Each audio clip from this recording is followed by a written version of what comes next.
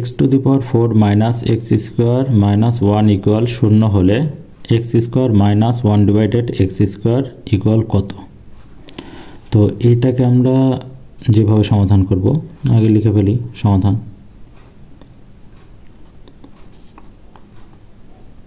লিখলাম সমাধান।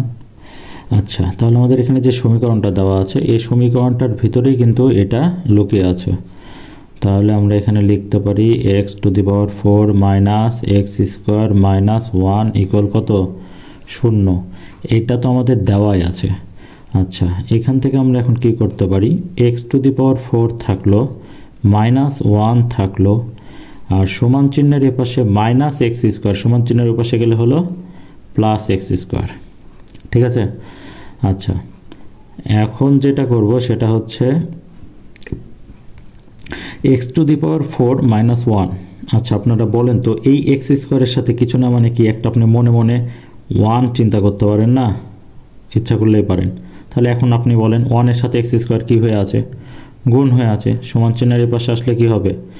ভাগ হবে। জিনিসটা এরকম, x to the power 4 minus 1 divided x square equal, আর এর পাশে এই যে এই 1টা থাকলো।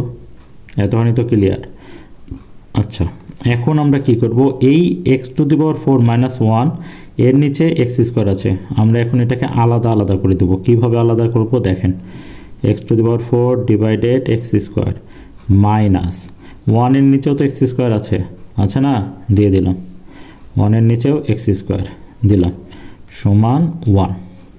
আচ্ছা, এবার আমরা কি করতে পারি এখানে বলেন, x to the power 4 divided x square, অর্থাৎ 4 থেকে 2 বাদ দিতে হবে, হিসাব সহজ, এক্স স্কোয়ার হয় মাইনাস আমার এখানে যা আছে তাই এক্স স্কোয়ার ইকুয়াল কত? 1। এটাই দেখেন, এই যে প্রশ্নে এটাই চেয়েছে, x square minus 1 divided x square equal কত? X square minus 1 divided x square equal 1। অতএব x square minus 1 divided x square equal 1 answer.